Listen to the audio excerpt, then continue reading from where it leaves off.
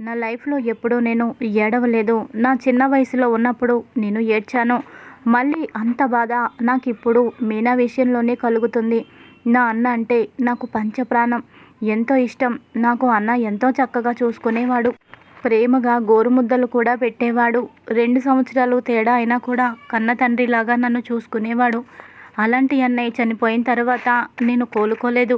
అమ్మ ఏ రోజు నన్ను దగ్గరికి తీసుకొని లాలించలేదు.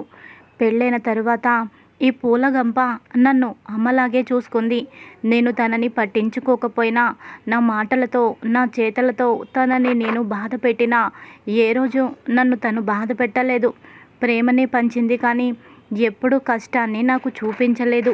కమ్మగా వండి పెట్టింది. నా మనసులో బాధని గుర్తించింది. అన్ని విధాలుగా నాకు చేదోడు వాదోడుగా నిలిచింది. అలాంటి మీనాకి క్షణకాలంలో ఏమైపోయేదేమోనని అది తలుచుకుంటేనే గుండె జారిపోతుంది.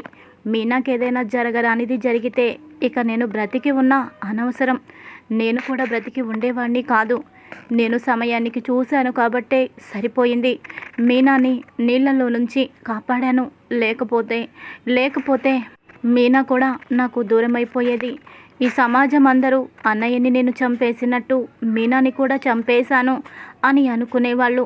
వాళ్ళు ఏమనుకుంటే నాకేంటి, కానీ మీనా లేకపోతే నేను మాత్రం బ్రతికుండేవాడినా అని తలుచుకుంటూ ఏడుస్తూ ఉంటాడు.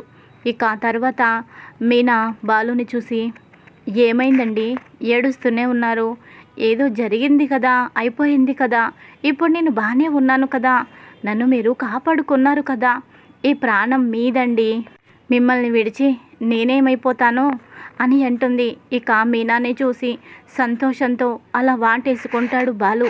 బాలుని కూడా మీనా వాటేసుకుంటుంది. ఏవండి, నా మీద మీకు ఎంత ప్రేమ ఉందండి, ఇంత ప్రేమ ఏమైపోయింది ఇన్నాళ్ళు? ఒక్కరోజు కూడా నాకు కనిపించలేదు. మీ మనసు కటువనుకున్నాను, మీ మనసులో నాకు స్థానం లేదనుకున్నాను, కానీ మీ మనసంతా నేనే ఉన్నానని నాకు ఇప్పుడే అర్థమవుతుంది.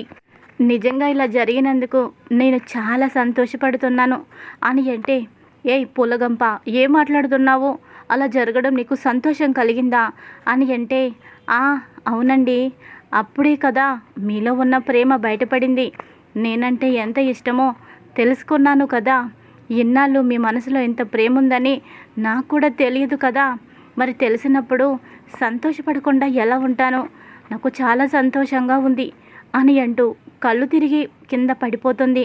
ఇక నీళ్లు కొన్ని మింగేయడంతో అవి ముక్కులోకి వెళ్ళిపోవడంతో ఒక్కసారిగా జ్వరం వచ్చేస్తుంది మీనాకి.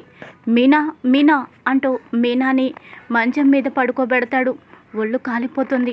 మీనా, నీకు జ్వరం బాగా వచ్చింది, హాస్పిటల్కి వెళ్దాం పదా అని అంటాడు. అక్కర్లేదండి, టాబ్లెట్ వేసుకుంటే సరిపోతుంది అని అంటుంది. ఏం కాదు, వెళ్దాం పదా అని చెప్పి అంటూ ఉంటాడు బాలు. ఇక మీనాని బాలు కంటికి రెప్పలా కాపాడుకుండడం చూసి సుశీలమ్మ మురిసిపోతుంది. సత్యంతో ఇలా అంటుంది, చూసావరా నీ కొడుకులో ఎంత ప్రేమ ఉందో చూసావా? తన భార్యని కంటికి రెప్పలా కాపాడుకుంటున్నాడు. ఇది కదా భర్త భార్య విషయంలో ఎలా ఉండాలి అని తెలుసుకోవడానికి నిదర్శనం. గొప్ప కొడుకుని కన్నావు. భార్య కష్టంలో భర్త ఇంతగా ఆదుకుంటే ఎవరికైనా సరే ఇలాంటి భర్త నాకు ఉంటే బాగుండు అని ఎవరైనా అనుకునేలా చేస్తున్నాడు నీ కొడుకు. నీ కోడలు గురించి నిశ్చింతగా ఉండరా అని అంటుంది. అవునమ్మా, నా కొడుకు గురించి నాకు తెలుసు. అదేవిధంగా నా కోడలు గురించి కూడా నాకు బాగా తెలుసు. మీనా నాకు పేరుకే కోడలు. నా కూతురు కంటే ఎక్కువ. తను అన్నీ అర్థం చేసుకుంటుంది. నా కొడుకు కోపిష్టి.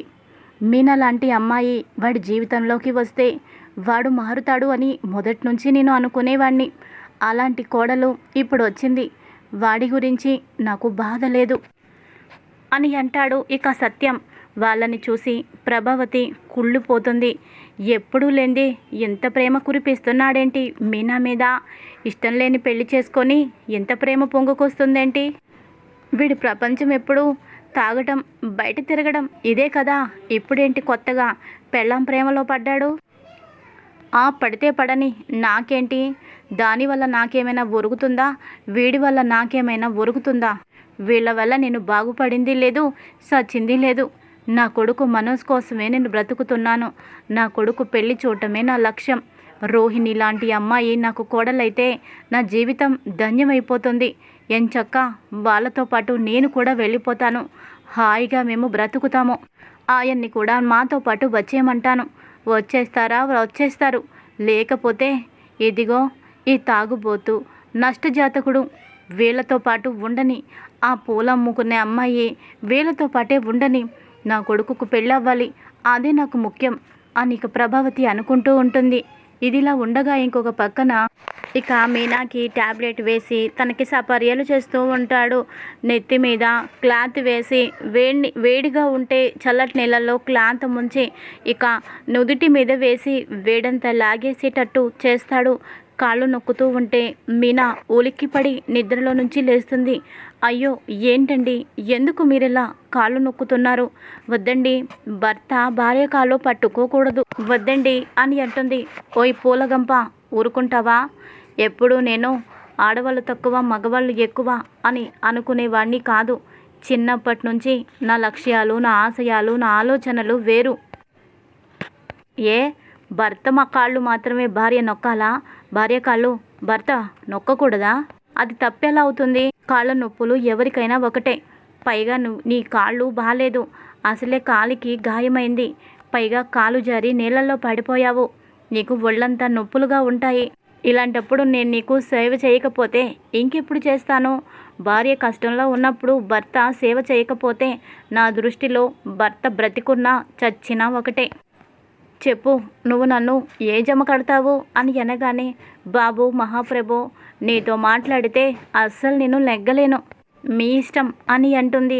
ఇంకా తర్వాత సుశీలమ్మ, ఒరే బాలు, నీ పెళ్ళాన్ని చూసుకున్నది చాలు. నీ పెళ్ళానికి జ్వరం తగ్గిందిలే, నువ్వు వచ్చి భోంచేరా అని అంటుంది. నాకు ఆకలిగా లేదు నానమ్మ అని కోపంగా చెప్తాడు. ఇక మీనా, అదేంటండి మీరు భోంచేయలేదా అని అంటుంది. లేదు, నాకు ఆకలిగా లేదు అని అంటాడు. ఆకలి లేకపోవడం ఏంటండి? ఎప్పుడో ఉదయాన్నే టిఫిన్ తిన్నారు, ఇంకా ఆకలి వేయకపోవడం ఏంటి? ఈ పాటికి 2 సార్లు తినాలి, అలాంటిది ఆకలి లేదంటారేంటి? భోంచేయండి అని మీనా అంటుంది. చెప్పాను కదా ఆకలిగా లేదని. నా ఆకలి కోసం ఇక్కడెవరు పట్టించుకోవద్దు. నా మనసు గురించి పట్టించుకోలేని వాళ్ళు నా ఆకలిని కూడా పట్టించుకోవాల్సిన అవసరం లేదు అని ఇక సుశీలమ్మని అనడంతో, ఒరే మనవడా, ఏ విషయం మనసులో పెట్టుకొని ఇలా నువ్వు అంటున్నావో నాకు బాగా తెలుసు. చూడు, నువ్వేంటో నాకు తెలీదారా చెప్పు. అందరికంటే ఎక్కువగా నువ్వేంటో నాకే బాగా తెలుసు. ఆ సమయంలో నేను అలా మాట్లాడకపోతే అక్కడ నువ్వుంటే ఇంకా పెద్ద గొడవ అవుతుందని, నిన్ను బాధ పెడితే నువ్వు అక్కడి నుంచి వెళ్ళిపోతావని అలా అన్నాన్రా. అంతేకాని నా మనవడు డబ్బుకు విలువ ఇచ్చేవాడా? నా మనవడు మనుషులకి అలాగే బంధాలకు మాత్రమే విలువ ఇస్తాడు. నాకు తెలీదా చెప్పు? నా మీద నీకు కోపం వచ్చిందా నాన్న? నీ అన్న మనోజ్ మంచిగా ఉంటే 40 లక్షలు కాదు, 1 కోటి రూపాయలు ఎత్తుకెళ్ళినా వాడి కెరియర్ గురించి వాడుకున్నా నువ్వు ఏమీ అనవు. పైగా ఇంకా డబ్బు సంపాదించి చెమటని రక్తాన్ని చిందించి కూడా నువ్వు మీ అన్న కోసం ఇస్తావు. కానీ వాడు ఏ స్థాయిలో దిగజారిపోయాడో నాకు తెలియదా చెప్పు? నేను అన్న మాటలు నువ్వు మనసులో పెట్టుకోవద్దు నాన్న అని అనగానే ఇక బాలు మౌనంగా ఉండిపోతాడు. ఏవండి, వెళ్ళండి, భోజనం చేయండి అని మీనా చెప్పినా బాలు వినడు.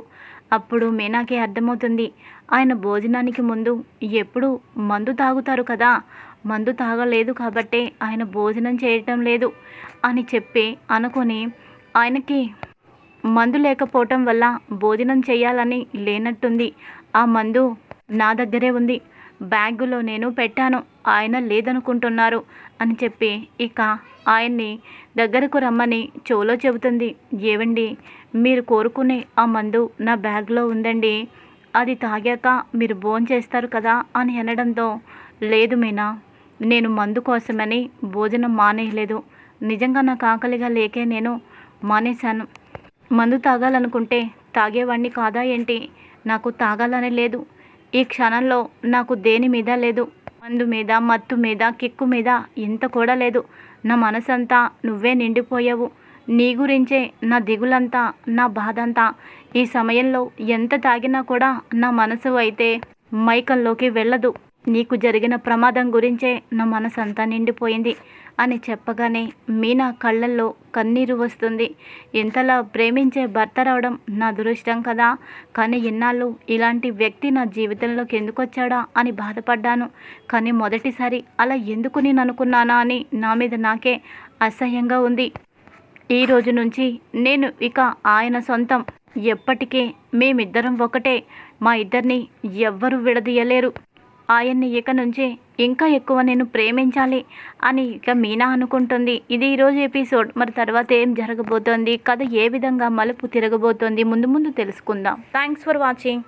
నా లైఫ్లో ఎప్పుడూ నేను ఏడవలేదు. నా చిన్న వయసులో ఉన్నప్పుడు నేను ఏడ్చాను. మళ్ళీ అంత బాధ నాకు ఇప్పుడు మీనా విషయంలోనే కలుగుతుంది. నా అన్న అంటే నాకు పంచప్రాణం, ఎంతో ఇష్టం.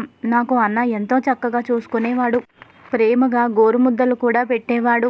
2 సంవత్సరాలు తేడా అయినా కూడా కన్న తండ్రిలాగా నన్ను చూసుకునేవాడు. అలాంటి అన్నయ్య చనిపోయిన తర్వాత నేను కోలుకోలేదు. అమ్మ ఈ రోజు నన్ను దగ్గరికి తీసుకొని